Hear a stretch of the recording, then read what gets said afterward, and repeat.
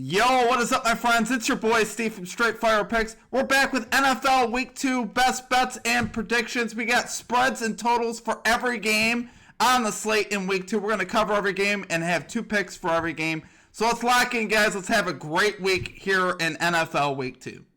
Well, my presence isn't real. It's another bad one like this is scale. It's straight fire. All my bets straight from. You're in the house that Cap made now. Straight fire. As always, if you guys are new to the channel, make sure you guys hit that like and subscribe button for me. Always appreciate that. On the road to 10,000 subscribers. Appreciate all of your guys' support as always. Let's do a recap from last week. We ended up going 10-6 on our spreads. Pretty solid there. I was hoping we'd finish a bit better. And then 8-8 on our totals. So not too bad overall. Unders ended up dominating week number 1 in the NFL, guys. 12-4 on the unders this week. So if you were taking unders, you were a pretty happy person this week. So let's lock in, though. This is a new week. We're going to cover a lot of it. We're going to cover all 16 games. Like I said, we're going to have 2 picks for every game. We're going to cover the spread and the total for every game. So let's hop right into it, guys. Let's get after it here today.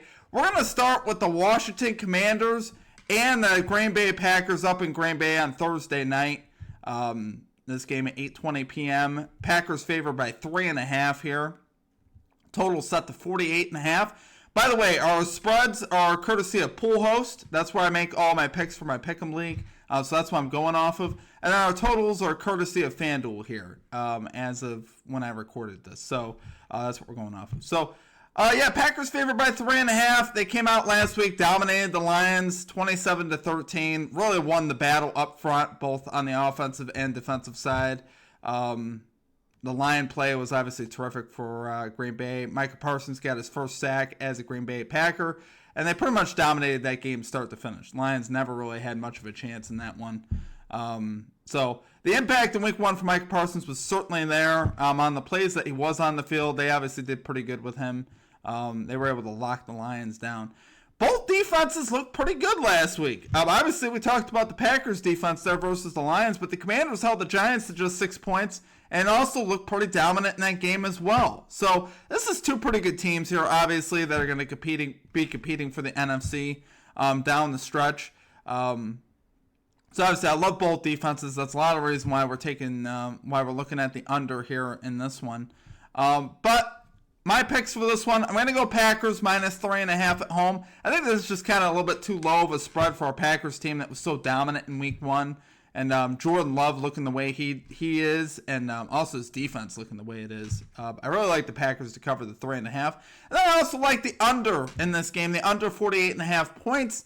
Like I said, both defenses look pretty solid overall. I think the score will be relatively low. But I think the Commanders obviously will have a little bit harder over time there up in Green Bay, dealing with that pass rush. I think the Packers are more apt to get after it here. But I think both defenses really play pretty solid in this one. I think the Packers, though, win the battles up front that they need to, and they end up covering here. So, love it there, guys. That's it there for the Commanders, Packers. We're going Packers minus 3.5 and the under 48.5. Next game we got on the slate, we got the Los Angeles Rams at the Tennessee Titans here. 5.5 point spread here in favor of the Los Angeles Rams. 5.5 point underdogs there for the Titans, obviously. Total here set to 42.5. So, what are we looking at here? Well, Titans defense actually came out Week 1, played pretty well. They forced 4 turnovers there on Bo Nix in Week 1. Really kept that game competitive up in Denver, which was a little bit surprising there. Denver technically did end up covering the spread, winning 20-12, but it was a pretty close game throughout. Tennessee led in the second half. Really played a nice game on defense. The offense was kind of abysmal. Cam Ward really never got anything going. I believe they had -2 yards in the second half. So the offense wasn't very good. But that was somewhat to be expected versus that dominant Denver defense. They were expected to have a very good defense, and they were terrific in week number 1. Also, the Rams defense. Let's look at them. They were pretty good last week versus Houston, holding them to just 9 points, forcing a couple turnovers there. So their defense obviously stepped up and played a very good game there. I see this one as a lower scoring game here in Tennessee. I think both defenses are going to be able to get after it a bit here and keep this total down. So I think the under is going to hit. I'm going to take the under 42.5. And then on the spread, I'm going to go with the Titans here, plus 6.5 for the home team. Like I said, I think they can keep it competitive here, kind of like they did last week versus Denver. I don't see the Rams as being explosive as of right now. They put up 14 points in week number 1. Rams may score a little bit more here, but I think Cam Ward also plays a little bit better, right? I think they'll have a little bit more offensive production. I still think the total will be relatively low. So if I got a score prediction for this one, I'm looking more like 20-17, Rams. I still think the Rams are going to win the game. But I think it'll be lower scoring, kind of like a game like that. Maybe comes down to a field goal or one possession here in this one. So love it there, guys. That's our second game there. Rams-Titans. We're rolling with the Titans. Plus 5.5 and the under 42.5 points there. Okay, our next game on the slate, we're going Patriots at the Dolphins. Dolphins favored by 1.5 points. Total here set to 43.5. So this is an interesting one here. Obviously, the Dolphins came out in week 1, got absolutely smacked by the Indianapolis Colts. In addition to that, Tyreek Hill had some sideline antic stuff, I guess you could say. He was just frustrated. Really nothing. You can't really blame the guy. Their offense just was abysmal there versus the Colts. Tua came out and just did not play a great game, so the Dolphins looked horrible. Meanwhile, their defense also looked horrible. They allowed a touchdown on a score on every single possession there to the Colts on the road. We expected the Colts to have a spirited effort in week 1, honoring owner Jim Irsay. So, in some ways it wasn't completely a surprise, but the way it went down, I didn't expect it to be that bad, but it was that bad. On the Patriots side, losing 20-13 there to the Raiders in week 1. They were competitive in the game, but it was obviously offensively not the best performance. We thought we'd get a little bit better offensive production there out of the second-year quarterback Drake May, Stephon Diggs, Travion Henderson, and they really didn't show up the way I thought they would. We had them on the spread last week, and they didn't really put it together. They started getting it a little bit more together later in the game, but obviously their Raiders pulled away in that one and ended up winning 20-13. So, with all that said, I still think the vibes in Miami are bad. Everything I'm reading this week is fire Mike McDaniel, Tyreek Hill's mad, the sky is falling. Well, until proven otherwise, I think we're going to go with that narrative a little bit. I'm going to take the Patriots plus 1.5. I'm going to lay the plus points here on the Pats, even though it's not a lot. And then we're going to roll with the under 43.5 points. I still think it's going to be a struggle. Could be a struggle for both these offenses a little bit. I didn't see enough from either offense to warrant taking an over here. Both these offenses really struggled in week number 1. I think the Patriots will have more success just because, we saw Miami's defense really not step to the plate last week. So I think the Pats offense could have a little bit more success with Stephon Diggs. I still believe in that team with Mike Vrabel, but I still think we'll see a lower scoring game. I'm going to take the Patriots right now. I think they're a little bit more, the cohesion's a little bit more there. The vibes are better. And like I said last week, the vibes do mean something, and it showed itself in week 1 in Indianapolis. Let's just say that. So when you're not cohesive as a team, your unit just doesn't believe in each other and in their coach, a lot of times it could play itself out that way on the field, which it obviously did there in week number 1. So we're going to roll with the Pats plus 1.5 and the under 43.5 here, guys. Okay, our next game on the slate, we got the Jacksonville Jaguars at the Cincinnati Bengals. We got a 3.5 point spread here in favor of the Cincinnati Bengals. Total here is set to 50.5. Pretty high total here in this one.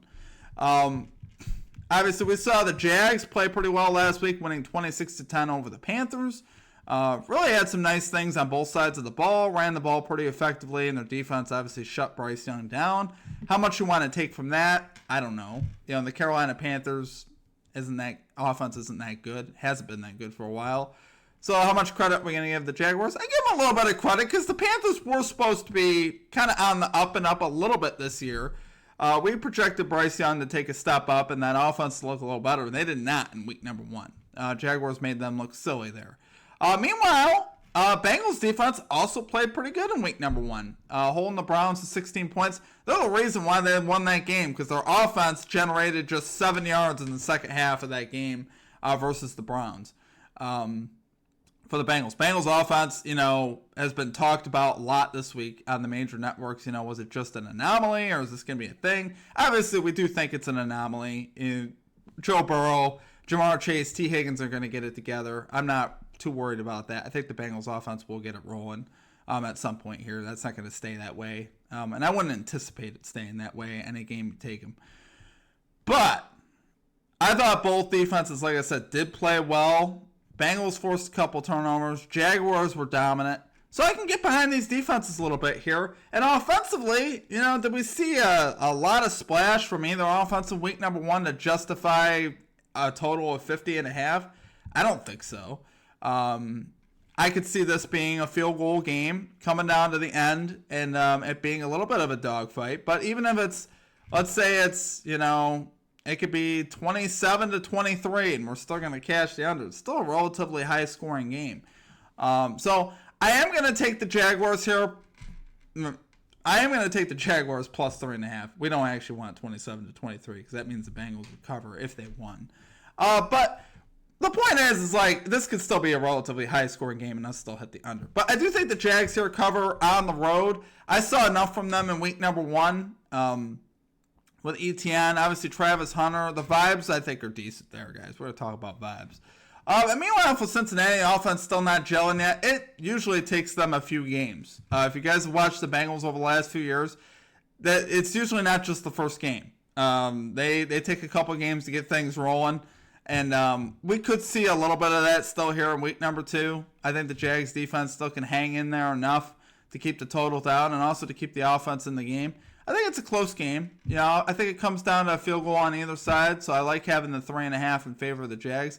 And obviously we like the under 50.5 here as well. So on to our next game, guys. We're going to go Seattle Seahawks at the Pittsburgh Steelers. Steelers are favored by 3 points at home. Total set to 40.5. So obviously we saw some interesting storylines in this one. Aaron Rodgers throwing 4 touchdowns last week for the Steelers. You guys wanted to know if Aaron Rodgers could still play football at 40 years old. Well, I think he proved it last week. And obviously it was a pretty emotional game with him playing the Jets. And that was an absolute juggernaut of a game. It was a fun game to watch. One of the better games of week number one.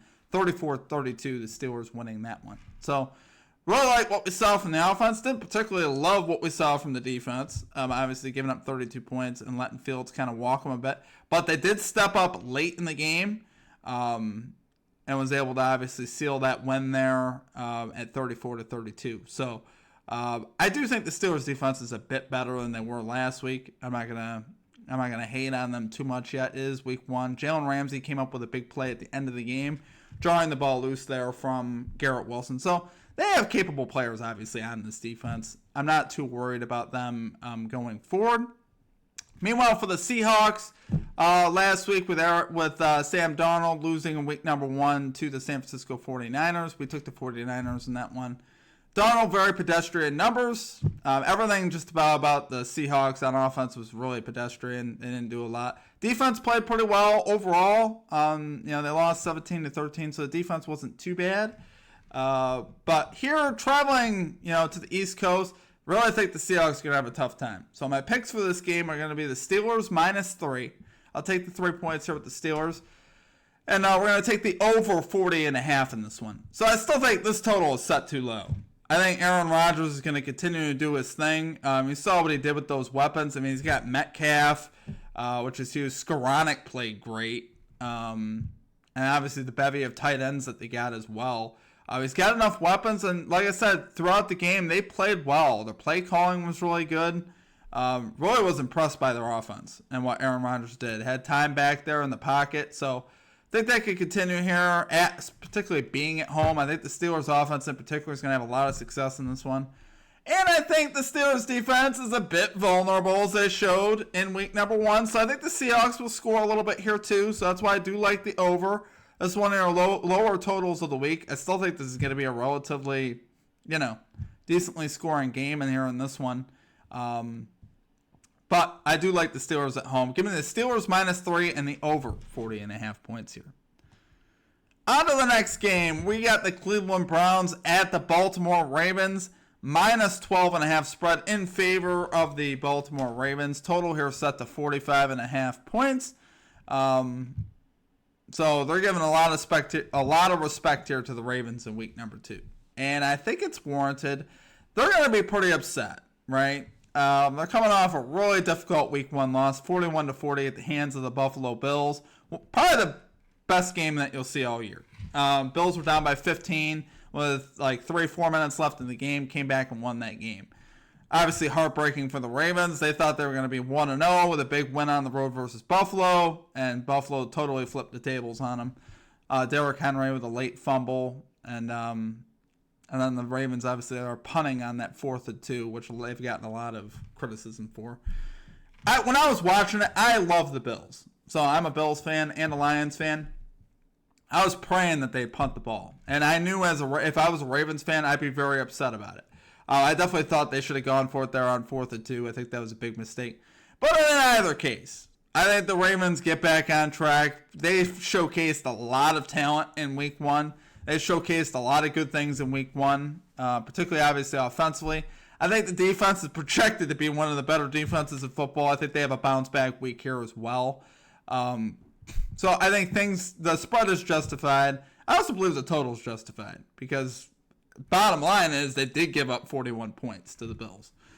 So they do have some vulnerabilities. I think they bounce back. They're not going to have that bad of a week, but I do think this could still be a higher scoring game here. And on the Cleveland side, really should have won that game versus Cincinnati, right? Losing by 1 point at home, but they had a lot of opportunities with the football. They turned the football over. The defense played their butts off.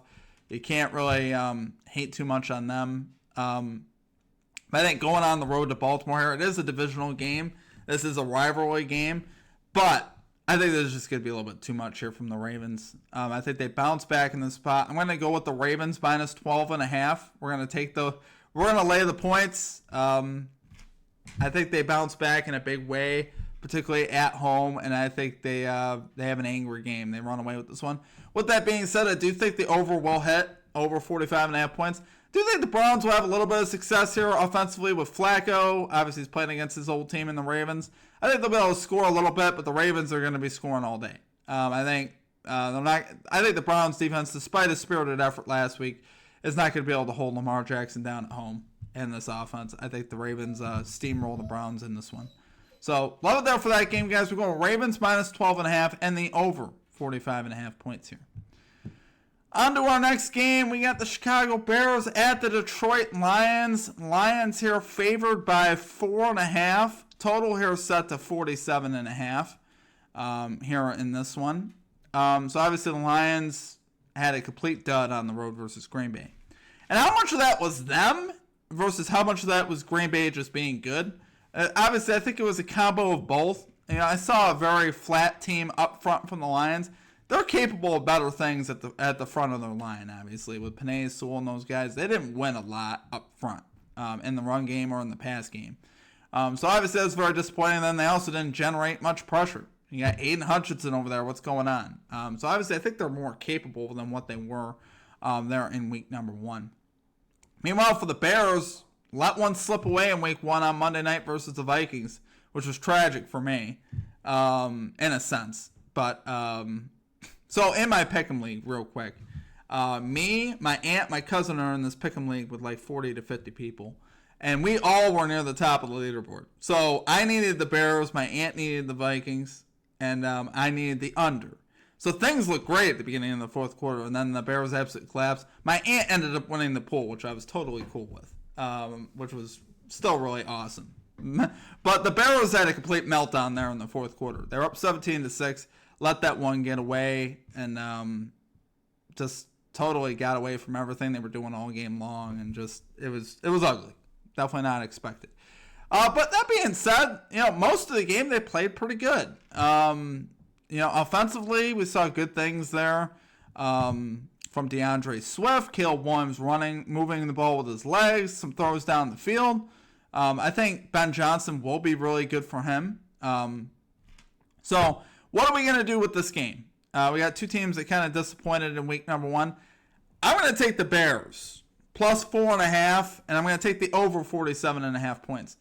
until I see something different, both defenses look like butter at different points, particularly in the fourth quarter there versus the Vikings. Bears defense was absolute butter.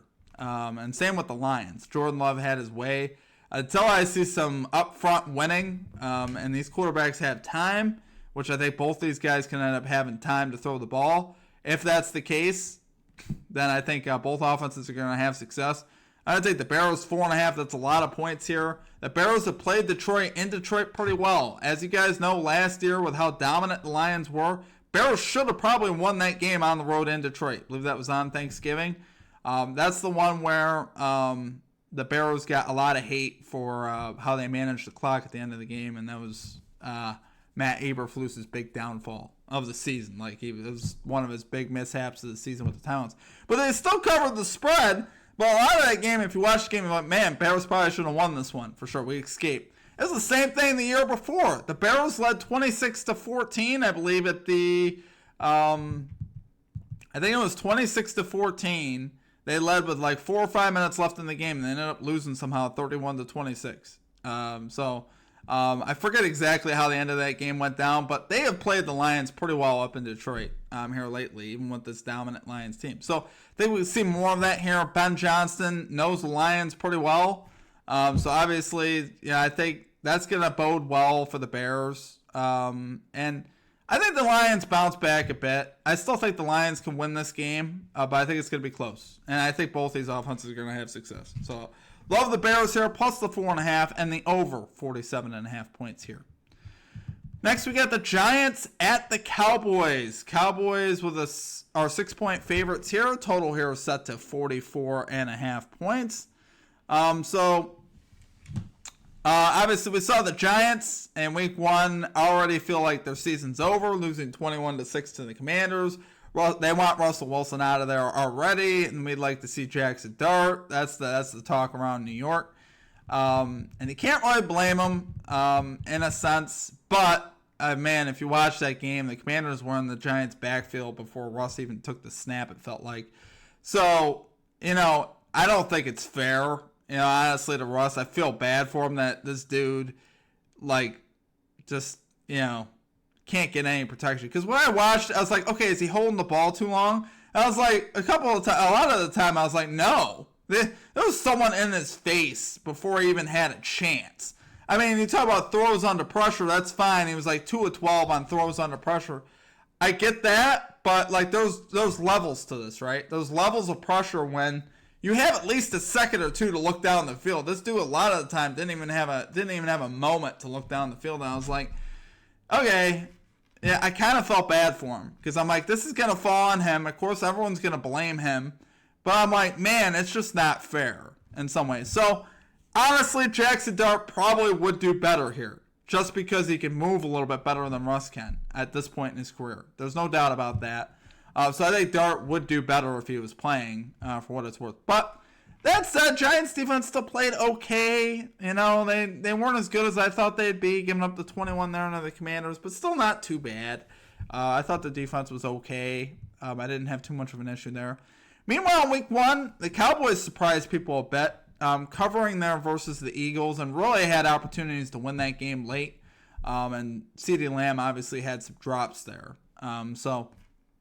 Late in that game, but ended up 24-20. We did cash both picks in that game, but definitely a bit of a surprise there. I think a lot of people thought the Eagles would wipe the Cowboys. I didn't. I thought the Cowboys would show up, which they did. I was very happy they did, obviously.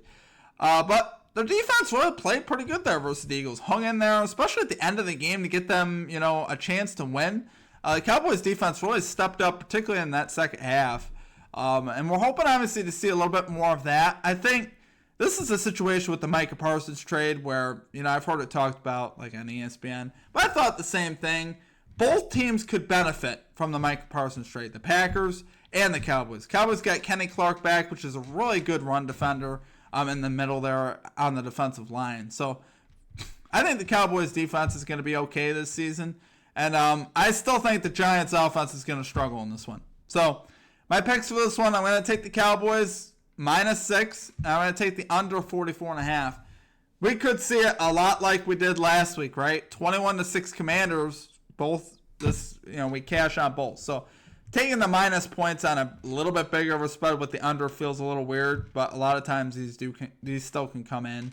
I think the Giants offense, until they replace Russell Wilson, which is what we have to go off of right now, I gotta roll with the Cowboys here to cover the 6. There is a chance though that Jackson Dart could come in the second half of this game and obviously make things a little bit more interesting here. So love it there, guys. Cowboys -6 and the under 44.5 here in this one. Next, we got the Bills at the New York Jets +6.5 on the spread. The Jets are underdogs in this one by 6.5. Bills favored by 6.5. Total here is set to 45.5. Very interesting storylines in Week 1. Both defenses were trash in Week 1, respectfully, of course. Obviously, the Ravens ran all over the Bills. Should have won that game. Bills defense was horrible most of the night until the end of the game where they were able to make a couple of key stops. Got to give them some credit there. But the run defense was atrocious. Meanwhile, for the Jets, a lot of the same. Aaron Rodgers threw on them all day, throwing 4 touchdown passes. So both defenses so far have not looked the part. The Bills defense looks a lot like the same last year. Can't defend the run. Until proven otherwise, I'm gonna stay with that notion that they're gonna struggle versus the run. And in this particular game, the Jets do have a strong run game. I think the Jets actually match up pretty well with the Bills with Justin Fields, the mobile quarterback, and Breece Hall. That is what the Bills have really struggled against. If you look at a team like the Chiefs with Mahomes who can run and Lamar Jackson, the Bills really do struggle defensively versus those teams. In particular, more than other teams do. Like, we see some teams being able to contain, Patrick Mahomes at times like last week.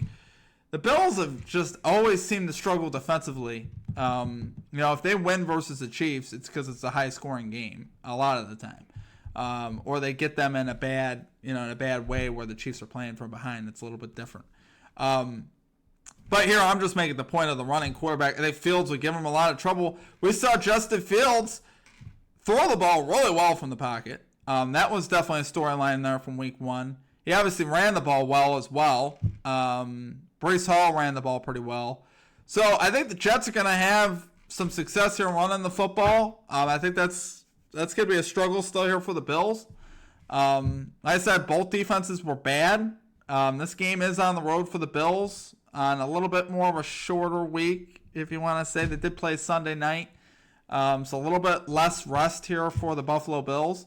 And I think everyone, a lot of people probably expected the Bills to come out after that emotional win and just roll the Jets. I don't see that. They should have lost the game. They got lucky in some senses of the word. Derrick Henry's fumble at the end and different things that happened in that game that allowed them to win. I think the Jets keep it close here. I'm going to roll with the Jets +6.5 here. I'm going to take the plus points. I'm going to go with the over 45.5 points. I think both, obviously, the Jets aren't going to be able to stop Josh Allen all day. The Bills are still going to score. But I think the Jets are going to score too. With Justin Fields and Garrett Wilson and Breece Hall, they looked good in Week 1. They really did. The offense looked pretty tight. I think we'll see more of that. I think we'll see the over hit, and I like the Jets here to cover. So going Jets +6.5 and the over 45.5 points here. Okay, next we have the 49ers at the Saints. Saints 4.5-point dogs here in this one. This actually opened up at 6.5 when I was initially writing the lines for this. It was actually 6.5, but then I checked pools. They had this at 4.5, so this is interesting. The total here is set to 43.5 points. We saw last week Saints defense hung in there last week versus the Arizona Cardinals. We didn't cover on the Saints last week, even though we had the Saints +6. They lost by 7. But, man, they had a lot of opportunities to tie that game. The game ended in the red zone there for the Saints. Just couldn't convert and tie the game up, obviously. But the defense hung in there pretty good. Really stepped up in some key moments. Got the ball back for Rattler. And Rattler, I saw definitely some good things from him in that one. Definitely there's a lot more he needs to show, but I saw some good things there from Rattler in Week 1. And meanwhile, for the 49ers, battling some injuries here with obviously George Kittle being out and obviously still no Brandon Ayuk. So I think offensively the 49ers could struggle still here a little bit. They weren't particularly great last week. They scored 17 points. So I don't see this being a runaway game for the 49ers where they just absolutely like put up a ton of points on the Saints. I don't see that happening. So I am going to go with the Saints plus 4.5 here and the under 43.5 points. Like I said, I think we'll see the Saints fight in this one. I still think the 49ers likely win the game. To me, I think it comes down to a field goal, though. I do trust the 49ers in more high-leverage situations to win the game. But I do think it's going to be close. I think with Kamara, Olave, and some of the weapons that they have, I think they can keep it close. I think Rattler, like I said, he played good last week, and they didn't throw an interception. He had some decent numbers, had some great throws. They should have tied the game. He put one right on the button for a touchdown. The guy just dropped it. So I think some of that can get cleaned up. That won't typically happen. When I saw it, I thought it was a catch for sure, and the guy dropped it at the end. It was obviously pretty tragic. We would have cashed on everything in that one. But yeah, I do like the Saints here to cover, and I do like the under 43.5 here in this one. So, all right, on to our next game. We got the Denver Broncos at the Indianapolis Colts. Colts 2.5-point dogs here at home. Total set to 42.5. So we saw obviously a very spirited effort from the Indianapolis Colts in week number 1 defensively, and obviously from Daniel Jones. I believe he was the only quarterback. Was he the only quarterback ever to score on every possession? I believe that's what it was. There's some stat I was reading on him, which is wild, because no one would have had that on their bingo card. And me neither. I didn't think they'd be that good offensively, but they were obviously pretty good last week offensively. Still a bunch of field goals, though, in there. But Jones definitely looked pretty good. You can't argue with that. But this is a different animal. Obviously, they were playing the Dolphins last week. Broncos are projected pretty much to have the best defense in football. They showed it last week. They were dominant versus Tennessee, particularly in that second half. And I think both defenses are going to play pretty well in this one. I think, obviously Colts defense was fantastic last week, holding the Dolphins to 8 points. They have some talent there up front. And at cornerback, like I said, I do like their team overall. But I think the Broncos are this team. It's projected to be kind of a dark horse in the AFC. If they're going to be, they got to win a game like this on the road. Versus a solid Colts team, but a Colts team that's still not quite there. I think we got to slow down the Daniel Jones hype a tad. It's just 1 week. We've seen a lot of bad from Daniel Jones too, so let's not forget that. It's not that I think Daniel Jones is going to be particularly bad here, but I am going to roll with the Broncos to cover the -2.5 in a field goal game. I think the Broncos overall are the better team. I trust their coaching a bit more with Sean Payton. So I think offensively, I think they fixed some of the problems last week that they had versus Tennessee where they turned the ball over 4 times.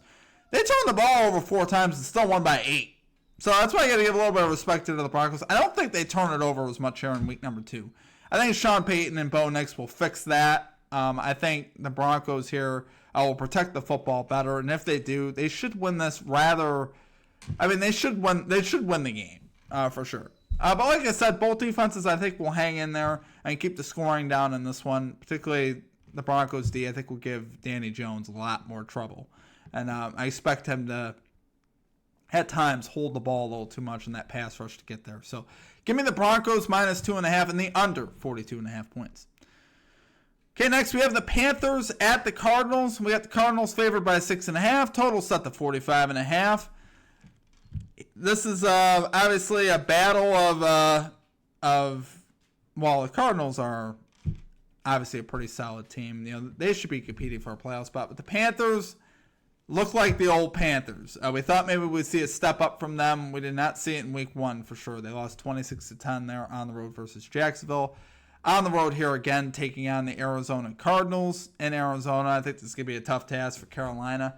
Obviously, Cardinals defense looked pretty good last week. Most of the weeks, most of that game rather versus the Saints. So I think with Kyler Murray, with Marvin Harrison Jr. and the boys there in Arizona, I think they take care of this at home. I think they dominate the Panthers at home. I can't put a lot of stock into the Panthers till they actually show something early on in a season, which they obviously did not in week 1. The offense was abysmal. I'm going to take them to be abysmal again.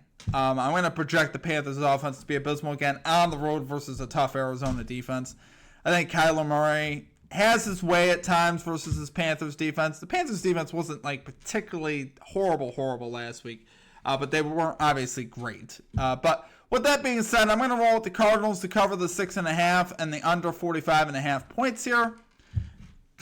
I just think the Cardinals are better. Sometimes it's as simple as that. And being at home, I think they win this game by a touchdown. And I think the Panthers just struggled to score again. I just didn't see anything from them in week number 1 to warrant any type of competitive game from them. So we're going Cardinals minus 6.5 and the under 45.5 points here in this one. Next, we got the Philadelphia Eagles at the Kansas City Chiefs. Chiefs are 1-point underdogs here. Total here is set to 45.5. So this is interesting. So it's not many times you see the Chiefs underdogs at home, but I think there is a couple of good reasons for that. Obviously, the receiving core is banged up. Rashee Rice is still out. Obviously, he's suspended, and then Xavier Worthy's got that shoulder issue. Obviously, they have a little bit of trouble there right now in the wide receiving core. It's pretty much just Hollywood Brown. I think Worthy may play in this one, but he's going to be playing with a dislocated shoulder. So, with that being said, I think it's going to be tough. If you're not at full health versus the Eagles, I got to take the Eagles pretty much in a pick 'em here, despite it being in Kansas City. Philadelphia is just the more complete team at this point right now. We faded the Chiefs last week to success. We talked about how, there's enough distractions for this team to go around with the Travis Kelce and Taylor Swift stuff going on. I don't have a lot of confidence in Travis Kelce right now. He didn't post gaudy numbers last week. I think he had like 2 catches. He did have like 40-something yards. But I just don't have a lot of confidence. I don't have a lot of confidence in this offense right now. And the Eagles' offense, to me, is just a little bit too much to hold down. With A.J. Brown, Devontae Smith, Saquon Barkley, they're going to score versus anybody. And they obviously dominated the Chiefs there in the Super Bowl. So, I don't necessarily think they're going to crazy dominate like that again, but I do think they're going to win. I do also have to take the over 45.5 points here, just because you got 2 great, MVP-level quarterbacks, Jalen Hurts and Patrick Mahomes. Like I said, I don't have a ton of confidence in the Chiefs' offense. Despite that, though, they're still going to score. They did score enough last week. They scored, 21 points last week?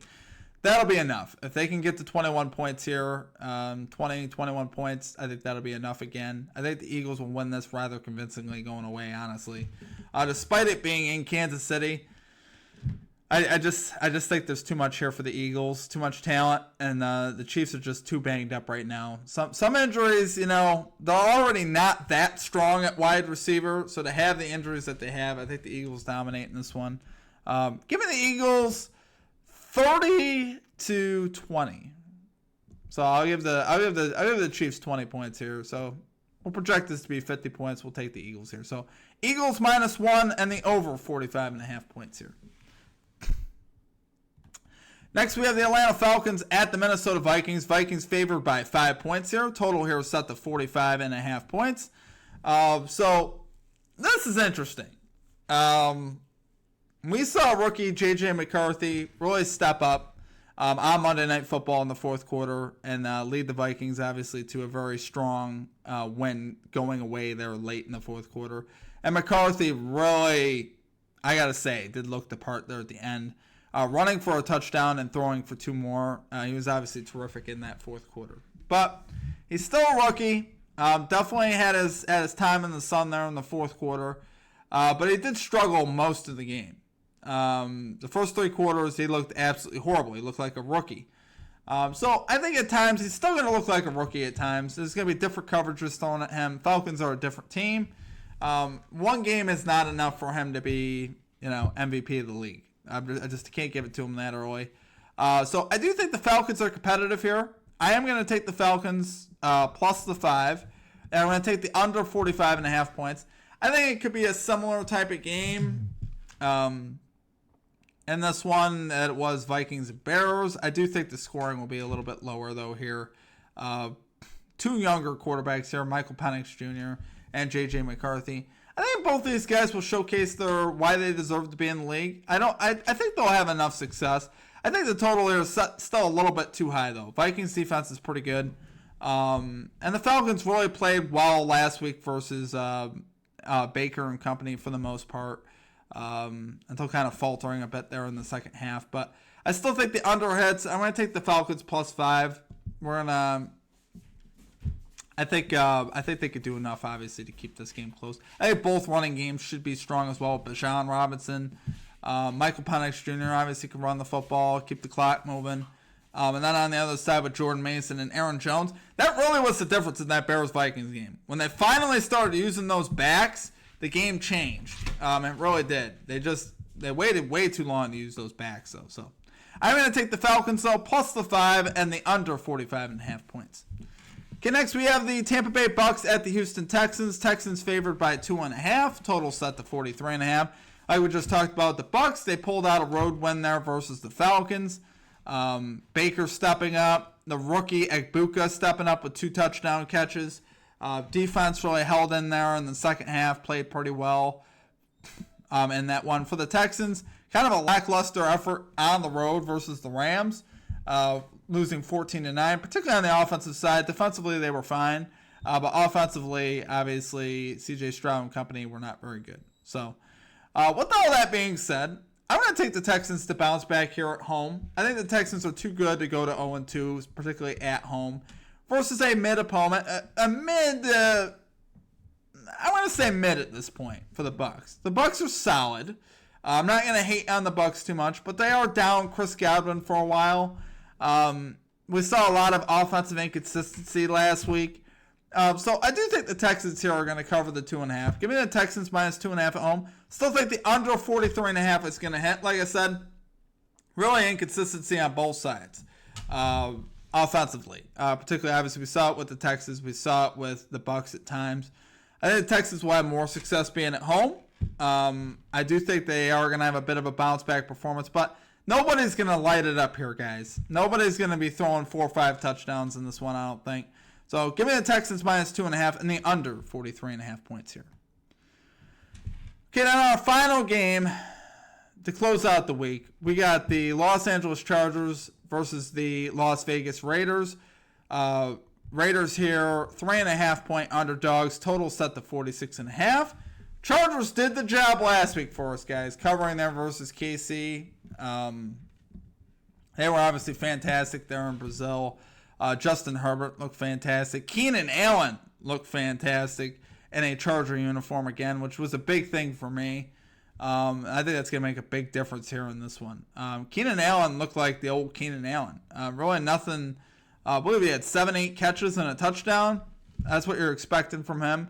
So obviously he bolsters that wide receiver group, which is what they needed. Quentin Johnston played well. Ladd McConkey played well. All these receivers were terrific in week number 1 there versus the Chiefs. So we love seeing that, obviously. On the other side, Raiders got a 20-13 win on the road in New England.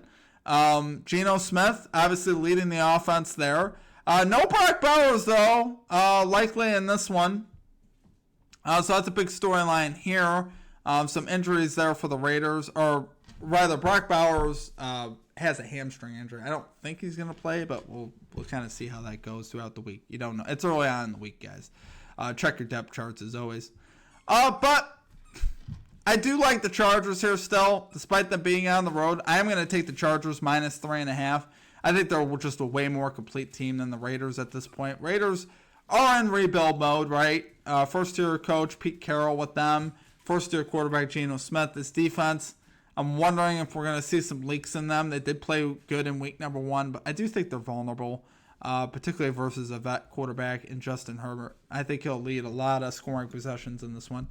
Still think the Raiders will have, offensive success. Obviously, Geno, I don't think they'll get completely shut down. I think the Raiders' offense will have success. I think both offenses really will have success in this one, particularly with this game being in Vegas. And like I said, with what we saw from the Chargers in week 1. Obviously, I love seeing that. So give me the Chargers minus 3.5 and give me the over 46.5 points here.